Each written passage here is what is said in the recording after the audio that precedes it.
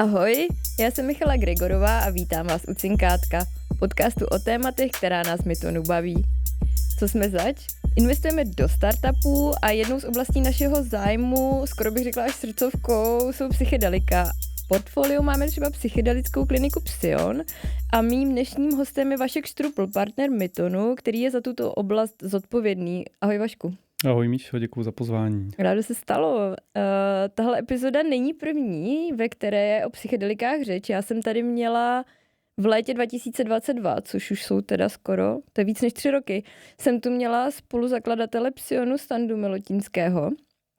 A moje první otázka tehdy mířila na to, kdy budou psychedelika legální v Americe. Tipneš si, který rok on tehdy zmiňoval jako nejbližší možný, kdyby se MDMA mohla stát jakoby legálním léčivem v USA? Tak typoval bych, že v optimistické variantě mohl zmiňovat rok 2024, kdy Tak to bylo. Kdy opravdu ta původně neziskovka, později jakoby zisková společnost, která stála mnoho let za vývojem MDMA nebo jako jeho prosazením pro léčení PTSD převážně, tak vlastně žádala tu americkou autoritu, to FDA, o to povolení, ale bohužel to nevyšlo. Takže... Na to se samozřejmě budu ptát. Standa opravdu říkal, že MDMA pro posttraumatickou poruchu a dokonce zmiňoval i tehdy psilocybin pro depresi od Kompasu, tak říkal, že už by to mohlo klapnout v roce 2024. Nicméně je 2025, skoro 2026 a jak to teďka vypadá? Vypadá to různě podle toho, o jaký části světa se bavíme. Pojďme začít Amerikou. Možná, protože tam to vypadalo vlastně nejnadějnějc, pokud pomineme možná Izrael a takový jako experimentálnější přístupy, tak ta Amerika byla vždycky jako, že tam by to mohlo být první. No, já jsem chtěl mluvit o Česku, anebo třeba o Austrálii, kde jako dochází k těm průlomům možná ještě úplně jinou cestou, než se vlastně jako čekalo. Myslím, že se očekávalo, že vlastně všichni pak budou následovat ten jako americký proces a to do jistý míry pořád platí a dostaneme se k tomu. Ale vlastně jsme je trochu předběhli v nějakých ohledech. Co se týče té Ameriky, tak ten MAPS, který se později přejmenoval na Lykos a teď myslím, že se znova přejmenovali a nespomenu si takhle od stolu na co, tak jim to bohužel nevyšlo. FDA, ta americká autorita Food and Drug Administration, prostě neuznala, že ty jejich klinické testy, které oni musí udělat v nějaké fázi, jsou jakoby dostatečně průkazný. Měli tam i nějaký jako takzvaný adverse events, že tam jako došlo k nějakým událostem, které nejsou asi jako úplně v pořádku. A myslím, že je to jako velký poučení pro ty další firmy, který se snaží. A tam už to bylo jako v 3. fázi těch klinických studií, tak je to vždycky. Ne? Tam to musí jako dojít vždycky do té 3. fáze, kde už se dá ten takzvaný jako dvojitě zaslepený, randomizovaný test. To znamená, že ani člověk, ani terapeut prostě nevědí, jestli dostávají tu účinnou látku nebo placebo. Má to spoustu nějakých podmínek, jak se ten protokol jako provádí. Ale i tak jim to vlastně neuznali. A jenom jsem chtěl říct, že to bylo jako poučení pro ty další společnosti, který třeba Compass Pathways se snaží právě prosadit ten psilocybin, nebo MindMed, Cybin jsou další firmy, které vždycky nějakou látku ve spojení s nějakou indikací jakoby typicky se snaží dostat i do té 3. fáze těch klinických studií, takže tak trošku se z toho můžou poučit, co můžou dělat jinak nebo na co si dát pozor. Protože ta komise k tomu vydala nějakou rozsáhlou zprávu, kterou samozřejmě zdůvodňuje, proč to tomu Lykosu zamítla. Jak moc to bylo nečekaný? To je možná dobrá otázka, jako z jaký perspektivy se kdo dívá, protože v té naší psychedelické bublině, když to tak řeknu, tak tam ten optimismus byl velký, ale možná až jako nekritický, že vlastně všichni už jako si říkali, tam už to padne a pak už to pojede prostě jako na tobogánu. Řekl bych, že nějaká laická veřejnost, anebo možná ten druhý tábor vlastně toho jako zdravotnického paradigmatu toho starého světa, který možná je na to pořád velmi ostražitý a že je v takových jako zaběhlých rámcích, že to jsou pořád nějaký drogy a vlastně nemají léčebný využití, což je omyl, který bohužel se tady ale jako 50 let vlastně jako šířil jako nějaká základní představa, tak tam si myslím, že ta skepse byla asi mnohem větší. To znamená, i třeba lidi nebo lékaři zastoupený v té komisi, kteří se k tomu vyjadřovali, tak pochopitelně vůbec je přesvědčit nebo naučit, že už jenom ten protokol, jak je formulovaný třeba pro tu látku kombinovanou s psychoterapií, což je velmi nestandardní způsob léčby. Není to jako když podáme lék a prostě jenom vidíme, jestli zabral nebo nezabral. Jo, je to pilulka, tady je to kombinovaný s tou terapií, tak musíme se vůbec naučit, nebo musí ty orgány naučit, že tohle je opravdu jako specifický rámec, jak ho posuzovat a tak. A neprošlo to v té 3. fázi kvůli tomu, že to MDMA jako nezabírá na PTSD? Protože tak to úplně není, že jo? Tam problém byl v něčem jiným. Ono zabírá. Myslím si, že jedna z těch výhrad, byť jsem nečetl úplně celou tu důvodovou zprávu, byla i, že tam mohl být nějaký jako bias, vlastně, že ty lidi jsou jako pozitivní příliš, očekávají dobrý výsledky a tak. Třeba i na straně těch terapeutů, že jo. Právě tím, že je to doprovázený terapií, tak je tam jako velmi sporná ta role toho terapeuta, který jako, aby tam šel vlastně jako neovlivněný. Zároveň ten klient samozřejmě jako pozná se velmi rychle, jestli má placebo nebo nemá, protože Jsem tak pochopila, že to je docela problém u psychedelik, že jako ledvo tě zaslepenou studii. Jasně. Je prostě těžký, než když to bude prášek na snížení tlaku, prostě tak si lupnu nějakou pilulku a pak se jenom jako měří, jestli ten tlak klesnul nebo ne. Takže tohle, jak říkám, mnoho těch jako specifik tohohle druhu léčby a toho protokolu, nicméně účinný to určitě bylo, ale potřebuju ještě to, co oni neřekli, jako my to zamítáme, my tomu nevěříme, ale řekli, proveďte ještě další studii s více pacientama, přineste vlastně jakoby víc těch důkazů a pokud vím, tak teď je to pořád v nějakém procesu jako otevřeným, jestli oni budou muset nebo nebudou muset tu další vzorek pacientů, protože to je samozřejmě strašně drahý. Jo? To jsou prostě desítky, stovky milionů dolarů. No, ale jako když se to stalo, tak to byla asi docela studená sprcha, nebo měla jsem pocit aspoň z té psychedelické bubliny, že všichni spíš čekali, že už by to jako mohlo být. A teď najednou FDA řekla, že jako nic teda. Je to tak, naštěstí, ono to zklamání bylo vlastně nějaký nafázovaný, protože pokud si nepletu ty data, tak už někdy v červnu ona vyšla vlastně jako doporučení nějaký komise, což ještě není vyjádření závazný toho FDA, ale nějaká jako poradní orgán, nějaká komise se vlastně jako velmi striktně vyjádřila vlastně proti. Nevím, jestli to bylo 9:1 nebo něco takového těma členama. Takže už tam vlastně všichni si přenastavili ty očekávání a tušili, že to nejspíš nedopadne, nebo že to nemusí dopadnout. Byť samozřejmě ještě se snažili v těch posledních měsících, ať už jako nějak lobovat, nebo nějakou jako osvětou vysvětlit, protože hodně z velké části je to opravdu o tom jako přenastavení si hlavy pro ten princip, že psychedeliky asistovaná psychoterapie je látka plus terapie, nebo plus nějaký jako lidský vliv v tom toho Já v tomhle člověka. Možná doporučím fakt tu 3 roky starou epizodu se Standou, kdyby to někoho zajímalo, protože ono to začíná tím věštěním budoucnosti, který nevyšlo, ale pak se tam právě bavíme o ketaminem asistované terapii a jak to pravděpodobně funguje, takže pokud by to někoho zajímalo, tak tam je to docela hezky vysvětlený, že to funguje opravdu jinak, než jako čistě biologická léčba, nebo jak je ten termín pro to. A je teď nějaký předpoklad, co by se mohlo v Americe stát a za jak dlouho? Tak má to několik směrů. Já myslím, že ani ten Lykos, říkám, nevím, jak se teďka jmenuje, to jako nevzdal. Má zase nějaký nový investory, prostě nějaký nový management a věřím, že na to budou chtít navázat, že to je škoda, že by byla škoda to vzdát takhle v té poslední fázi. Pořád oni jsou trošku z toho rodu té neziskovky, takže tam byl jako fenomenální úspěch, že neziskovce a ne nějaký jako velký farmafirmě se podařilo vlastně protáhnout tu látku i těma všema předchozíma fázema té studie. To jsou jako stovky milionů dolarů, který typicky buď ta Big Pharma má, protože vsází na nějakou léčbu, nebo si to někdo jako narejzuje, ale na čistě komerčním principu, aby to patentoval, aby si tam vzal nějaký dočasný monopol a z toho vlastně se mu to jako vrátilo. Takže je to jako velmi nestandardní na mnoha úrovních, ale jsou tam i ty jako už více komerční firmy, jako ten Compass Pathways nebo MindMed, nebo Cybin, nebo další, který jsou ve druhé, ve třetí fázi těch klinických studií a díky nim by se psilocybin, nebo možná 5-MeO-DMT, nebo nějaký další molekuly, které jsou z těch jako známých psychedelických látek, mohly stát léčivem, ale vždycky pro nějakou indikaci. Indikace znamená taková ta psychiatrická diagnóza, typicky jsou to jako psychiatrický pacienti s depresema, s úzkostma, nebo s závislosti potenciálně. Tak to je jako jeden směr, to jako pokračuje a běželo to už když tady byl Standa. Co je teďka jako velmi aktuálně, tam podpora látky, která se jmenuje Iboga nebo Ibogaine. A to souvisí s tím, že v Americe běží opiátová krize takzvaná. To jsou prostě lidi závislí na opiátech.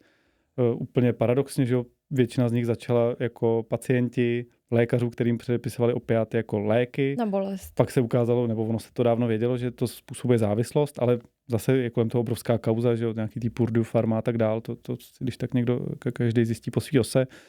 Ale ty lidi pak skončili jako často u pouličních dealerů, prostě na opiátech už jako drogách, prostě typu heroin nebo typu fentanyl. A ten Ibogaine, tato psychedelikum se ukazuje jako velmi slibný právě pro léčení závislostí, což je jeden track, jedna jako kolej. Druhá jsou zase to PTSD, ta posttraumatická stresová porucha, která je tam velice častá u válečných veteránů, což je v Americe velmi silná lobby nebo silná zájmová skupina. Jasně. Dneska víc veteránů spáchá sebevraždu, než zemře někde venku ve válečných konfliktech. A to samozřejmě jako vyvolává, a spousta z nich je taky mezi těma závislejma, protože dostali ty opiáty jako nějaký uklidňovadla, řekněme. A díky tady té lobby vlastně a tady tomu, jako, jak jsou ty karty rozdaný, tak třeba ten ibogaine teďka získává podporu. Třeba Texas, což byste jako nečekali asi jako stát. Jako nejprogresivnější jako stát. Ten nejprogresivnější, že jo, tam jako historicky vždycky jsou jako silně zastoupení republikáni, tak třeba vyčlenil, myslím, v loňském roce $50 milionů na výzkum. Teď tam má být zase nějaký projekt za $100 milionů. A je to fakt zajímavá iniciativa, která právě propojuje ty dva jinak nesvářený tábory jako republikánů a demokratů v tom společném zájmu, protože v té Americe skoro každý už má v rodině nějaký případ někoho, kdo na tohle vlastně narazil. Třeba je závislý na těch opiátech, je to tam fakt velký téma. A iboga, co to je za látku? To není to úplně klasický psychedelikum, jako když máme ty tryptaminy, nebo tady psilocybin, nebo DMT, nebo tak, nebo LSD. A původem je z Afriky, z centrální Afriky, jako je to keř. Je to keř a v té přírodní formě se vlastně používá kůra kořené tohohle keře. Přišlo se na to tak, že ty pygmejové, vlastně ty úplně původní africký obyvatelé to vlastně odkoukali od goril, který si vytrhávali ty rostliny ze země a ožužlávali ty kořeny. A ono to jako v malém množství to vlastně stimuluje a i to jako zostřuje smysly, takže to bylo velmi užitečný pro lov. A v nějakou výdrž, že jo, prostě v tom terénu, ale pak ti obyvatelé původně jako zjistili, že ve větším množství je to posouvá do nějakých, řekněme, jako astrálních rovin a rozšiřuje to vědomí. A tam s tím vzniklo náboženství spojené s užíváním téhle rostliny, který se jmenuje Bwiti. Já jsem měl to štěstí před rokem do Gabonu jet na takovou expedici a bylo to jako fascinující být v tom původním prostředí. Nicméně ibogaine je jeden z alkaloidů zastoupený tady v té rostlině, tabernante iboga. Těch alkaloidů je tam víc. Na mozek to působí trošku jinak než ty klasické psychedelika a jedno z těch specifik je, že se to váže i na nikotinové receptory a díky tomu myslím si, že je to jeden z těch důvodů, proč je to tak efektivní na ty závislosti, protože i lidi fakt jako na opiátech nebo jako, jo, co si píchají heroin, když to tak řeknu, nebo na kokainu závislí, tak jsou v nich výrazně snížený vlastně ty jako abstinenční příznaky a celý nějaký ten craving, prostě takový to bažení po té látce, což jako velmi pomáhá v tom procesu. Takže i já na tuhle látku zrovna koukám jako na velmi slibnou a potentní. Jo, ona má trošku horší bezpečnostní profil, jak my říkáme, než ty klasické psychedelika. Pro lidi třeba s nezjištěnou srdeční vadou to může být trošku nebezpečný, takže typicky ve zdravotnickém prostředí by ten člověk byl monitorovaný na EKG, aby se věděl, jestli jako srdeční činnost je v pořádku a tak. Je potřeba být prostě velmi obezřetný, ale to platí jako pro všechny tyhle látky.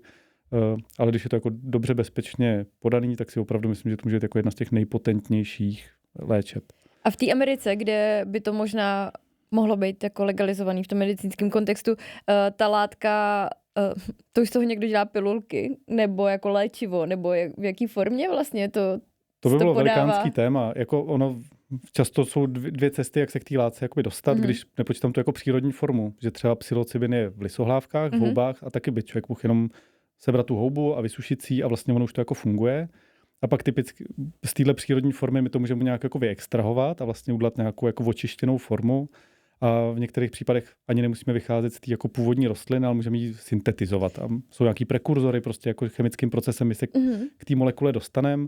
Takže záleží, byla látka od látky, tam existují tyhle cesty, ale typicky samozřejmě proto jako naše západní zdravotnické využití my potřebujeme garanci jako čistoty nebo kvality, takže existuje něco, čemu se říká GMP, to je jako Good Manufacturing Practice ve farmacii vlastně a to je garance toho, že vlastně ta látka vždycky má nějakou stejnou čistotu, byla v nějakým definovaném prostředí, řekněme nějaký ISO standardy, prostě jako vysyntetizovaná, je správně odvážená, nakapslovaná, prostě je to složitý proces. Takže ten default je spíš to syntetizovat, než rozhodně to brát pro tady ty studie a pro tady ty západní země, o kterých se bavíme, tak je to určitě mnohem častěji ta syntetická forma. A vedou se jako debaty, jestli syntetická forma je stejně dobrá jako přírodní forma? Vedou se podle mě...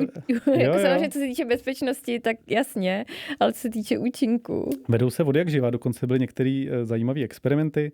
Tím, kdo přinesl houby západu, tak trochu a bohužel pak kolem té ženy vznikla velká kontroverze. Byla v Mexiku a jmenovala se Maria Sabina a ta tehdy jako, teď už nevím komu to bylo, nějakému americkému novináři nebo podnikateli, jako vlastně dala poprvé ochutnat ty houby v tom mexickém léčivém jakoby nějakým kontextu šamanským. A téhletý Marii Sabině, té šamance, jako jednoho dne pak přinesli i ten syntetický psilocybin a vlastně se jí ptali, jestli to má ten stejný spirit, jako mají ty houby, se kterými pracuje. Ona se ponořila do toho psychologického zážitku, jako potvrdila, že jo. A i naše zkušenosti z těch, jako řekněme, laboratoří nebo terapeutoven ukazují, že ten účinek je stejný. Okay. Že tam jako ta molekula je obtisklá a ten její spirit tam je opravdu jako obsažený.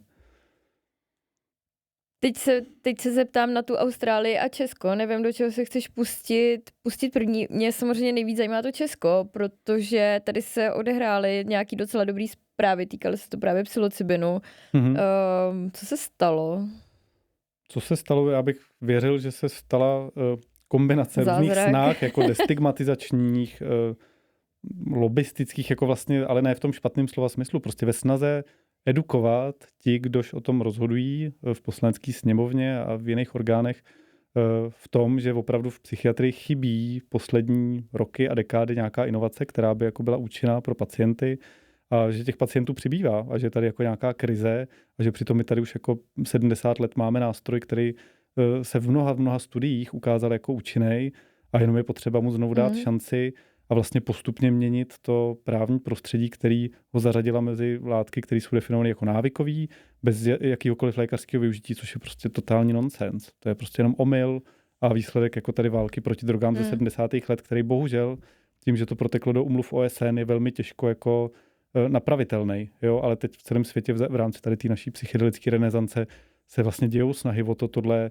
vzít zpátky a především ten výzkum umožnit, protože nikdo tady neříká, pojďme to hnedka dát všem lidem k dispozici, ale říkáme, pojďme umožnit výzkum s těma látkama. Jasně. Pojďme tam, kde víme, že na něco funguje, zpřístupnit těm pacientům, kteří často nemají žádnou jinou léčbu nebo nemají jiný řešení a od toho se pojďme odrazit a říkat si, jestli z toho můžou profitovat i zdraví lidi nebo někdo, kdo třeba nemá tak těžký stav. Takže tohle se všechno jakoby děje, nějak se to valí. A to, k čemu došlo v Česku, je, že se vlastně od 1. ledna 2026 schválila. Je to trošku jako paralela s konopím, že se schválil jako léčebný psilocybin, což je furt ta stejná molekula, jako je psilocybin neléčebný, jenom v tomhle případě pro něj existuje nějaký jako zvláštní režim. Je to ta látka, kterou známe jako z lisohlávek nebo z těch jako magických houbiček. To bylo první velké vítězství těch našich snah, jakože teda to prošlo přes poslaneckou sněmovnu a přes prezidenta a tak dál. Nicméně to, na čem se teďka ještě pracuje a co je důležitý a ne vždycky třeba média si to uvědomují, tak je napsání nějakých jako podzákonných norem, nějakých prováděcích vyhlášek. Jak konkrétně se to bude dít, že se to k těm lidem jakoby dostane. Tak. No a o to se teď hraje, teď se to píše, my jsme to, nebo když říkám my, tak třeba lidi z Psionu, vlastně ty mezi společníkama jsou lidi zároveň z Národního ústavu duševního zdraví a ty jako největší odborníci vlastně na tohle tematiku jakoby v Česku, tak se nějakým způsobem účastníme jako psaní tady těch norem, vyhlášek. Zároveň se k tomu samozřejmě vyjadřují všechny odborné společnosti, psychiatrická a tak dál. A je to o tom definovat to tak, aby to bylo dostatečně široký a pomohlo to dostatečné množství lidí a zároveň to nebylo příliš široký a bylo to díky tomu bezpečný. A znamená to teda, zajímají mě samozřejmě dvě věci, nějaký jakoby časový rámec, jak se to rychle vyvíjí a potom jestli to i znamená, že právě i v Psionu se ke ketaminu přidá i psilocybin, jakoby další psychedelikum, kterým bude možný léčit lidi. Vezmu to postupně, tak ten časový rámec je opravdu, že do konce roku by ideálně tady ty prováděcí normy měly vzniknout už ve finální podobě. Mělo by se to stihnout. Okay. Pro zajímavost ty indikace, kam to jde, jsou často nějaké rezistentní formy depresí, to znamená tam, kde nezabere třeba první ani druhý jako antidepresivum. Jsou to pacienti v paliativní péči, což je jako fakt zajímavá skupina, protože to jsou lidi, kteří jsou umírající, často třeba s nějakou terminální formou rakoviny, v nějaké terminální fázi a pro ně třeba ty antidepresiva jsou vlastně dost nevhodný, protože to prostě dlouho nabíhá. To trvá jako měsíc, než to něco udlá, nebo to taky nic neudělá a v tom případě se zkouší třeba další látka. A když ty lidi mají před sebou 3 měsíce života, plus minus třeba, tak to je prostě příliš dlouhý. A ty lidi mají jako velký deprese, velký úzkosti. To jsem nevěděla, že se to dostalo i do paliativy. Já jsem se v tom jakoby angažovala, ale nevěděla jsem, že se to tam dostalo i z téhle strany. Je to tak, jako to je tam rozhodně silná, nejenom jako zájmová skupina, ale to je nějaký tak dává jako to tam soucit v tom, protože opravdu pro tyhle lidi dneska není žádná léčba, není nic, co by jim pomohlo. Terapie je taky na dlouho a díky tady psychologické zkušenosti, a to už je prokázaný jako mnoha výzkumama, tak jim se ten konec života může strašně zkvalitnit, protože oni se s tou smrtí nějakým způsobem srovnají a když pak čteš ty jako fenomenologický reporty těch jejich zážitků a těch jejich jako debriefů, řekněme, těch integrací, to z toho mě vždycky jako mrazí, protože ty lidi vlastně říkají, já najednou už se nebojím, prostě já vím, že se jako vracím domů a jako smířej se a krásně se tady rozloučej a co víc pro ně můžeme udělat, jako co víc pro ně můžeme udělat. Jo, tohle je úplně mega fascinující téma. My jsme k tomu tehdy dělali webovku, Psypal, jako psychedelika v paliativě.cz. Já si myslím, že to pořád funguje. Pokračuje to po Českou psychedelickou společností, jestli se nepletu, no. Takže tam jsou k tomu informace. Takže ale nejenom v paliativě, ale jsou to i další jako rezistentní deprese, mluví se o závislostech, na který taky existuje docela robustní už jako evidence. Ten finální seznam těch diagnóz není ještě hotový, takže nechci ho jako celý tady jmenovat, ale tohle jsou ty hlavní.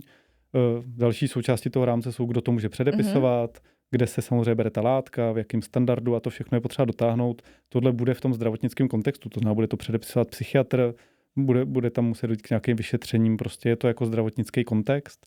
Ale mělo by to být napsané do konce roku, k té tvý otázce.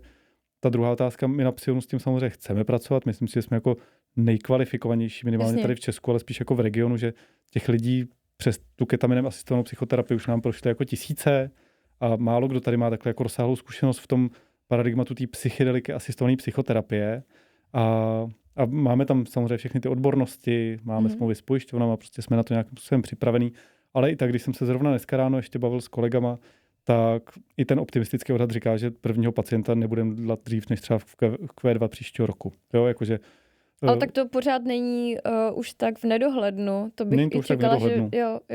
Ale třeba velikánský téma, který je s tím spojený, je samozřejmě platby pojišťoven. Jasně. Jo, v jakém režimu tohle poběží, protože nebude to levný, je tam jednak spousta jako lidský práce a času, už jenom to sezení s tou látkou, že jo, s tím psilocybinem. Proti ketaminu to je minimálně dvakrát delší.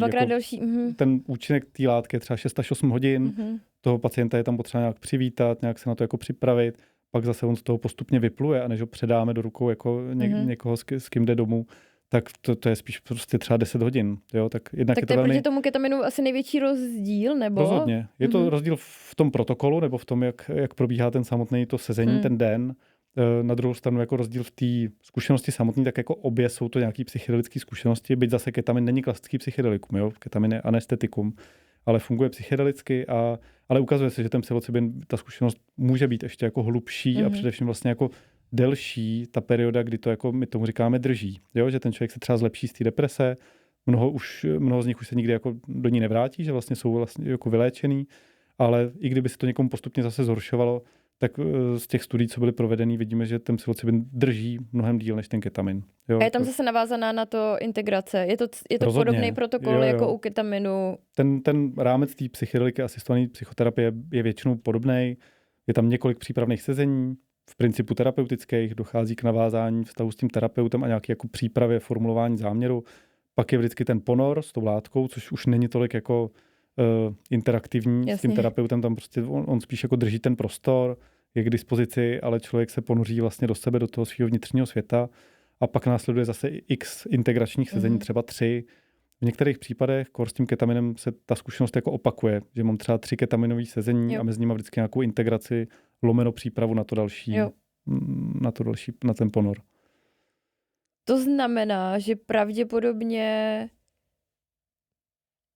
se k tomu člověk dostane přesto, že to předepíše psychiatr a bude možný si ten psilocybin zase dát v tomhle tom terapeutickém kontextu. Není to, jsme se o to bavili tehdy ze Standou, že to není tak, že si půjdeš do lékárny prostě s receptem, odneseš si psilocybin, dáš si to doma, to prostě není ten... To určitě ne. To je zajímavé, že třeba tohle se v Americe trochu stalo s tím ketaminem, protože se nějakým způsobem časově potkala tato psychedelická renesance a zároveň krize duševního zdraví a taky covid. A právě v době covidu, v těch lockdownech, se vlastně začala trošku jako remote, jako se skoro všechno dělalo takhle na dálku, začala dělat i remote jako ketaminová terapie, tak jako at home ketamin, ale to si vůbec nemyslím, že je ta cesta, protože ta přítomnost toho terapeuta a ten vztah a to bezpečí toho prostoru, kde je se mnou nějaký další člověk, v těchto jako hlubokých zážitcích je prostě úplně klíčový. Takže určitě nelze očekávat v žádný dohlednutelné budoucnosti, že by to člověk vlastně jako nafasoval jako lék domů, jako když si dáváme léky na vysokou hladinu cholesterolu. Každopádně já jsem neměla úplně detail a jsem z toho vlastně příjemně překvapená, že už se píšou ty prováděcí předpisy a že už by během příštího roku se k tomu mohli jakoby lidi dostat. To jsem tak. vlastně ani jako nečekala. Je to tak zároveň příklad té Austrálie třeba, která teď už nevím, jestli to 2 nebo 3 roky si schválila taky psilocybin a schválila si ještě MDMA, což je látka, kterou známe jako extázi. Vždycky každou z těch látek na nějakou indikaci, MDMA na tady tu posttraumatickou stresovou poruchu, psilocybin na deprese, tak si je schválili jako legální léčiva, zase pod dozorem nebo po předpisu jako psychiatra v nějakém doprovodu, ale ukazuje se, že těch pacientů, kteří to skutečně se k tomu dostanou, protože to předpokládá, že je k dispozici i ta látka, že je k dispozici dostatek vyškoleného personálu, těch psychiatrů, případně terapeutů, a že je to taky nějakým způsobem dostupně financovaný, jo, protože v tom samoplácovském režimu to umí být velmi drahý. Tak, že ten nájezd je prostě pomalej. Teď myslím nájezd do toho systému, že to není, že se prvního otevřou stavidla a najednou jako tisícovky lidí, kteří by ale to potřebovali, nebo kteří by z toho mohli jako benefitovat, takže najednou mají tu péči k dispozici, ale je to spíš jako očekávám vlastně jako jednotky pacientů ty první měsíce a i to by byl úspěch. To je zajímavé, já bych i čekala, že by to mohlo být rychlejší v Česku, že mám pocit, že tady proto už trošku jakoby půda je i díky tomu jakoby ketaminu a díky tomu, že už tady existuje minimálně jako zařízení jako Psion, to je zajímavé, to mě nenapadlo. Já se každopádně... My se snažíme tady to podhoubí obdělávat a zalévat, takže já taky věřím, že jako mnoho těch součástek už tady k dispozici a že opravdu jako Česko je v tom hodně na špice toho světového pelotonu. Má to tady velkou historii, tady Stanislav Grof a další lidi jako stojíme nebo sedíme na zádech těch velikánů, kteří tady byli. Plus mi i ta debata kolem toho vlastně připadá celkem otevřená. I když to jako probíhalo médiama a tak jsem měl pocit, že se vůči tomu nikdo neměl potřebu nějak negativně vymezovat. To mi taky vždycky dělalo hroznou radost. I tam se dělá dobrá práce třeba i český psychedelický společnosti na té destigmatizaci, na nějakým harm reduction, aby tady bylo co nejméně těch kontroverzních případů, který to můžou samozřejmě celý pokazit. Teď to vypadá, že bude nový národní protidrogový koordinátor, který si myslím, že v této oblasti taky je velmi zkušený a může tam jako přinést svůj názor, takže uvidíme, jestli nám do toho prostě nespadne nějaká bomba. No. Každopádně já se určitě na Psion chci zeptat, když tady byl Standa, tak v té době jsme mluvili o tom, že měl Psion za sebou první 100 klientů. Ty jsi teď už zmiňoval, že to jsou tisíce lidí. Kolik už Psionem prošlo klientů? Nemám to úplně přesný číslo, ale odhadem to bude třeba 1500 lidí. Když bych bral tu ketaminem asistovanou psychoterapii, my tam máme i psychiatrickou ambulanci, klasický terapie, to znamená, těch lidí bude mnohem víc, ale myslím si, že kolem 1500 lidí už opravdu prošlo tou ketaminem asistovanou psychoterapií, což bude v součtu určitě dost přes 2000 zkušeností, protože některý ty lidi jsou opakovaně. A ta úspěšnost té léčby je přes 70%, což je jako famózní, protože... Jak se to hodnotí? Co to znamená přes 70%? Jo. Jenom jsem ještě chtěl dodat, že jako k nám často chodí na Psion lidi, kterým samozřejmě nepomáhá právě nic jiného, a proto v tom zoufalství toho, že jedny antidepresiva, druhý antidepresiva, pořád je mi blbě, tak teda tady jsem slyšel o nějakém ketaminu a najdu tu odvahu a vlastně nebo už jsem tak zoufalý, že teda přijdu k nám. Takže ten vzorek pacientů je, řekl bych, jako těžší případy, než když jenom někdo poprvé přijde ke svýmu praktickému lékaři nebo psychiatrovi a ten mu na poprvé předepíše antidepresiva, jemu to nějak zabere, nějak pomůže a on už vlastně je s tím jako spokojený. Takže z tohohle vzorku poměrně, jako bych řekl, náročných případů, tak těch 70%, ty se ptal, jak se to měří, tak jsou nějaký škály. Škála je v té psychiatrii nebo v tom lékařství jako nějaký způsob jako dotazníkového šetření nad stavem toho pacienta, kterou my samozřejmě děláme jako před tou léčbou, těsně po té léčbě a pak i v nějakých jako odstupech, takže vidíme v čase, jestli ten stav jako drží, nebo jestli se právě ten pacient pomalu zase třeba zhoršuje, nebo jestli dokonce se to zlepšuje. Takže řečí tohohle škálování my vidíme, že 70% pacientů to nějakým způsobem signifikantně pomůže, že je tam opravdu jako patrná změna a často je to z té těžký, vytáhne třeba do lehké deprese nebo z nějaký středně těžký do úplně jako funkčního stavu. Jo? A 20% bych řekl, 25% budou jako, že že to jako něco udá, ale možná to není tak velká změna. A pak tam bude pár procentů, kterých to v podstatě nezafunguje a jenom výjimečně se tam někdo jako zhoršil, nebo že měl že se nějak dekompenzoval. Ale to jsou často jako případy, které by se nejspíš staly i tak, že nelze úplně to jako atribuovat tomu, že si u nás na Psion dal ketamin. Takže ta efektivita i ta bezpečnost té léčby mě přijde teda jako fascinující. No. A kromě toho, že už Psionem prošly jakoby násobky lidí za ty poslední 3 roky, v čem ještě bys řekl, že se Psion nejvíc změnil za poslední 3 roky? my jsme obrovsky vyrostli po všech stránkách. Jako za těch 5-6 let od chvíle, co jsme to založili, tak jednak jsme zdvojnásobili kapacitu tím, že jsme jako vzali vlastně druhou polovinu té velké budovy, ve které se nacházíme. Teď mimochodem zvažujeme další expanzi do dalších prostor, protože i tak už jedeme na maximum kapacity prostě toho fyzického baráku. Přemýšlíte o Praze pořád? Bude to v Praze. Pokud do toho půjdeme, tak to bude. A bude to blíž centru. Dneska Psion je na Bílý hoře, na Praze 6. Tohle by bylo ještě jakoby blíž centru. Takže to je jedna z úvah, ale ten tým postupně vyrostl od nějakého, nás bylo jako 5-6 zakladatelů a pak jednotky lidí v tom týmu. Dneska je to 80 lidí pro představu. Z nich kolem poloviny je zdravotnický personál, to znamená opravdu jako lékaři, terapeuti a testovaní lidi. A na úvazky je to třeba 35-40 lidí, ale prostě už je to jako velká organizace, kde často paralelně v průběhu toho dne probíhá jako několik těch ketaminových zkušeností, takže je to takový našlapaný barák, prostě, který jako žije tou terapeutickou prací a zároveň jako skvělý tým lidí, o kterých se taky musíme a snažíme pečovat, protože ta práce je opravdu jako náročná. Tam s někým sedět a být tam pro něj mnoho hodin jako 100% k dispozici. Je tohle jakoby nejtěžší na tom, když se dělá psychedelickou terapii, je nejtěžší sehnat dost těch dobrých terapeutů, nebo je třeba těžší dostat všem těm jako legislativním nárokům, sehnat klienty, která ta část vlastně je no je to jako kombinace. Já od začátku říkám, že Psion má 3 úzký hrdla, který se permanentně musí nějak vyvažovat.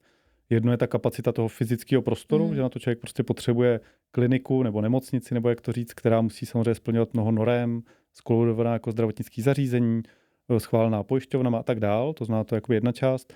Druhá je ten vycvičený terapeutický tým, což bezesporu může být úzkým hrdlem. Akor, kdybychom to chtěli do toho systému jako opravdu etablovat, tak jasně baráky se seženou, skolaudujou, nějak se to profinancuje, ale vycvičit ty lidi, aby sami jako měli i tu zkušenost, což je tam jako klíčový, a zároveň, aby nevyhořeli, protože to tam hrozně hrozí. Jo? Prostě nedá se dělat jeden ketamin za druhým. Ten člověk taky musí mít nějakou jako v sebepéči, nějakou pestrost té práci. Prostě lidi mají ještě úvazky jinde, že jo. Často to tak bývá a je to i z toho důvodu právě, aby jako měli nějakou pestrost v té práci, tak je to kvůli nějakému dodatečnému vzdělávání a prostě je to v tom zdravotnictví docela častý.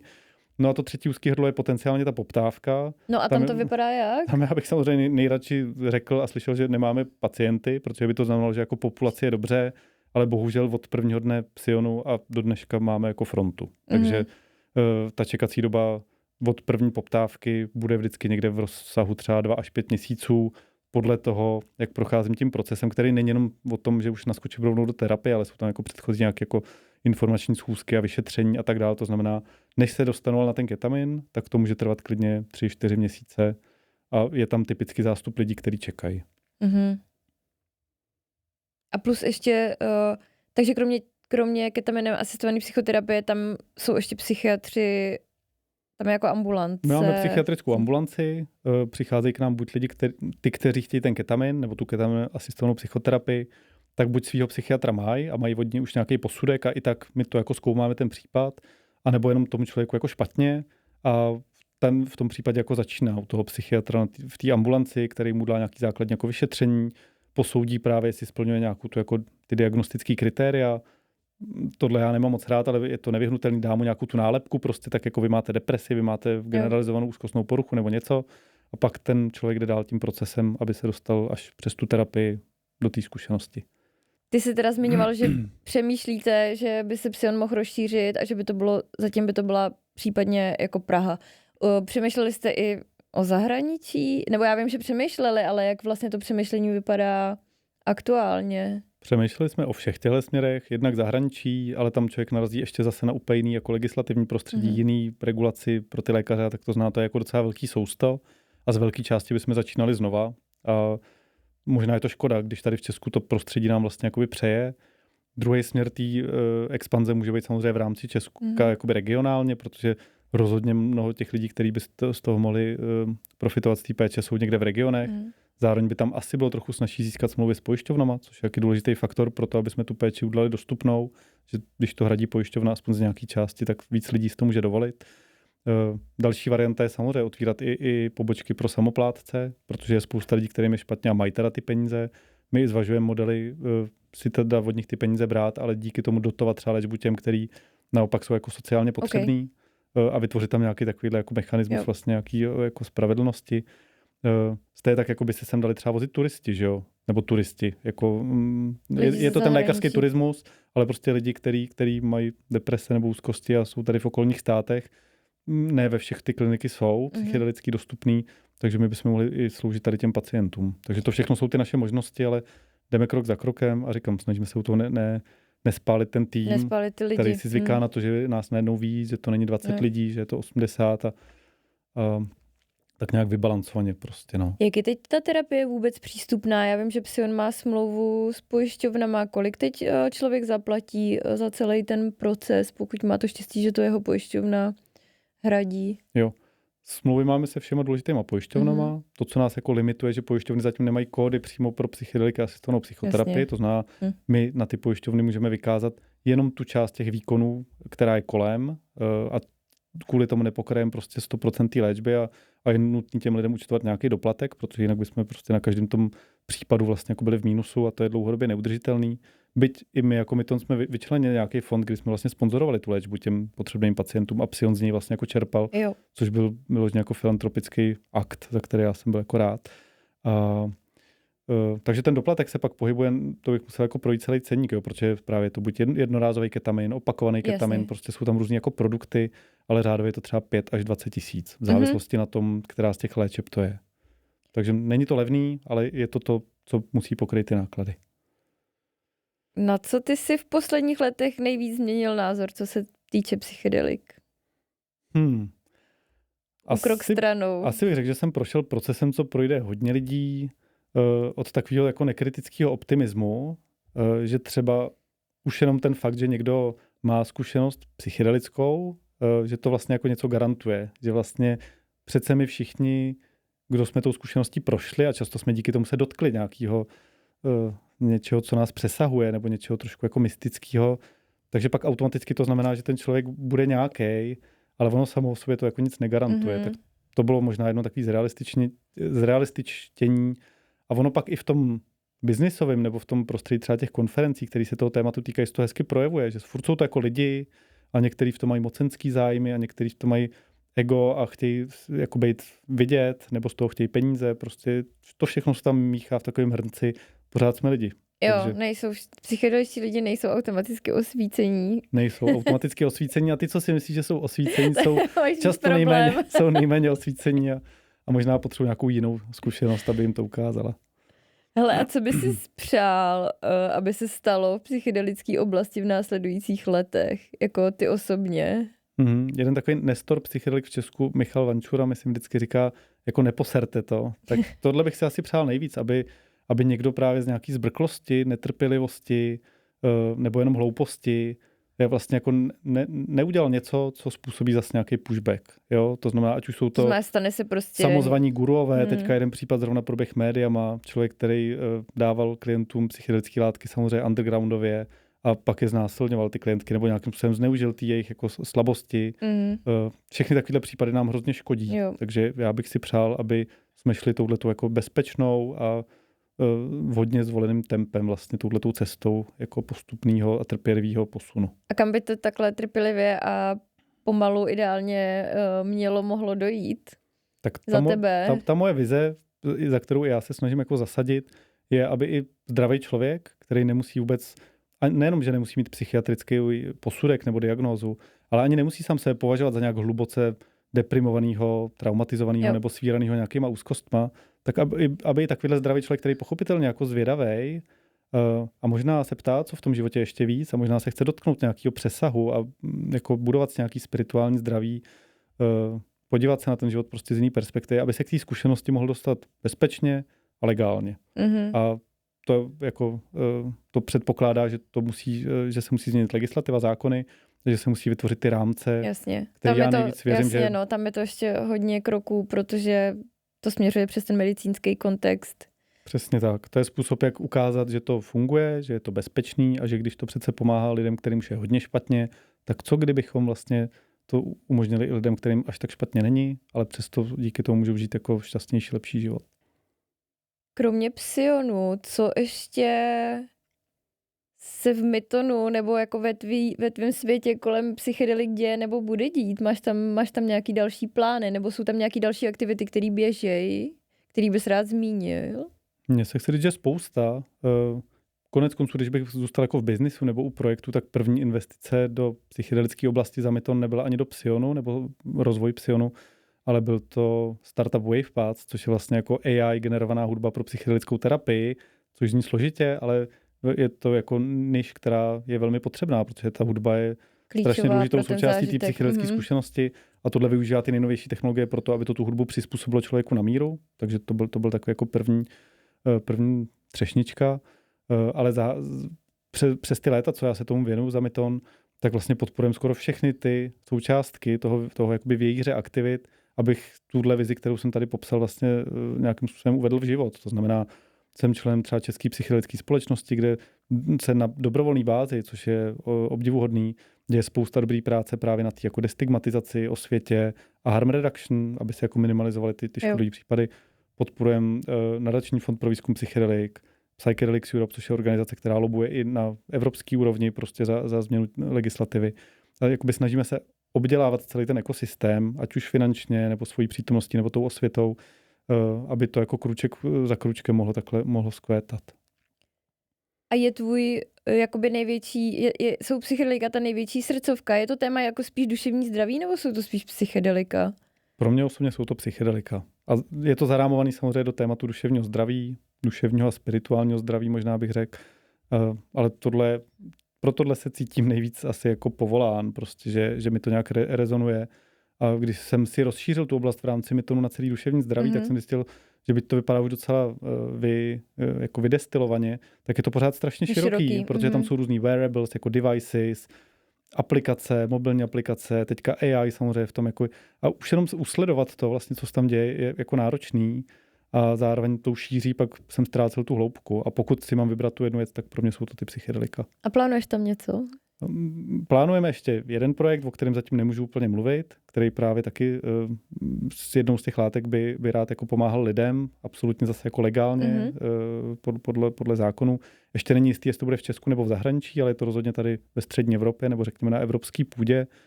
Určitě ho oznámíme, až to bude možný. Kdy myslíš, že to bude? Myslím si, že na přelomu Q1 a Q2 příštího roku. Takže ty kvartály. Ty kvartály.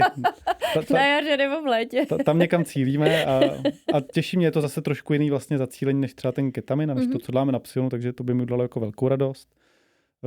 Další nějaký konkrétní investice neplánuju, spíš bych rád udržoval i tady tu jako filantropickou rovinu. To znamená, vybíral ty projekty, které třeba nejsou v principu ziskový. Tenhle týden jsem byl třeba zlínut před premiéru jednoho dokumentu, který hodně dobře může zapracovat na té osvětě, tak takovýhle aktivity nějakým způsobem podpořit. Já se nakonec přece jenom k tomu duševnímu zdraví trošku vrátím.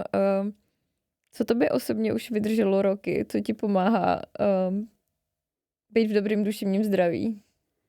To já musím říct, že čím dál víc mi došlo to propojení věcí dohromady. To znamená, že jako duševního zdraví a fyzického zdraví a tam to vlastně začíná často u těch jako basics. To znamená jako dobře se vyspat, chodit včas, skoro už nepiju alkohol nebo jako velmi málo proti tomu, jak to bylo dřív, což zase pomáhá i v tom spánku, pravidelně cvičit, protože zase minimálně já to mám tak, že když to tělo se taky fyzicky jako unaví a vrátí mě to do toho těla někdy z té hlavy, která je hodně rozběhlá, tak se pak prostě automaticky cítím líp, to je pro mě ten nejlepší kompas. Být v dobrých vztazích, takže tam vidím, jak se cítím jako s manželkou, s rodinou a vlastně jako obklopený vztahama, které jsou založeny na nějakých dobrých hodnotách, na pravdě a tak. A plus se pohybuješ mezi psychedelickými lidmi, kteří sice nejsou osvícení, ale jsou moc fajn, že jo? Přesně tak. A díky tomu, že psychedelika naštěstí nejsou všude nelegální, tak lze i legálně absolvovat psychedelické zkušenosti a já se netajím tím, že mě na té mojí cestě taky provází a to je kultivace nejen toho duševního zdraví, že člověku se někdy jako uleví nebo se tam něco odžije, co chce být odžito v něm, ale dotkne se právě i něčeho, co ho přesahuje a myslím, že je to opravdu propojené. Tady to jako pocit toho, že tu nejsme na to sami uvězněni tady v těch smrtelných tělech, ale že jsme součástí něčeho většího. To by si úplně říkalo o zakončení, ale já tady mám jednu poslední otázku. Jestli máš něco z poslední doby, co se duševního zdraví týče, co jsi objevil třeba pro sebe a doporučil bys? Jako pro mě, a to není úplně z poslední doby, ale opravdu hodně je to ten pohyb. Jako pozorovat to, že potom, co se vrátím z toho gymu, nebo prostě když si jdu zaběhat, nebo cokoliv, Takže se cítím fakt líp, jakoby instantně a v těle a prostě jako prokazatelně. Tak to je pro mě pořád jako fascinující. Jasně, když tam jdu ráno prostě a je venku zima, tak se mi tam nechce, ale ten pocit potom za to stojí. A opravdu lidi si to někdy podle mě jako komplikují, že hledají složitý cesty. Určitě je dobrý třeba meditovat nebo pracovat se svojí pozorností. Dostal jsem k narozeninám teď takový to červené světlo, tak jsem to spojil, že na sebe svítím tou červenou lampou ráno, když se potřebuji trošku víc probrat. Zdravíme Briana Johnsona. Jo, tak nejsem žádný sofistikovaný biohacker, ale vlastně jsem zjistil, že když tím na sebe svítím, tak stejně u toho nemůžu nic dělat. Tak u toho medituju, nebo vlastně tam jenom sedím a nic nedělám. Můžeš si psát deníček. Nesmí se to přehánět s tou efektivitou, ano. Jo, jako taky jsem si jednou takhle sepsal celý ten list věcí, co by člověk měl dělat, v vozovkách měl, aby teda jako žil zdravý život. Najíst a pak už tam nebyl čas na ten život, jsem zjistil, takže jako všeho s mírou. Ale rozhodně ten fyzický pohyb a vlastně jako dobrá životospráva, mám pocit, a asi je to i tím, že stárnu, že vidím, že to tělo opravdu potřebuje takovouhle péči a vyživovat. No. Přesně, nám už prostě 40. Přesně tak. Mým dnešním hostem byl partner Mytonu Vašek Štrupl. Vašku, díky za tvůj čas. Děkuju za pozvání ještě jednou. Poslouchali jste podcast české investiční skupiny Myton. Pokud vás zajímá, proč se jmenuje Cinkátko, zeptejte se nás. Neustále totiž hledáme zvědavé a chytré lidi do našich firem. Více dozvíte na myton.cz.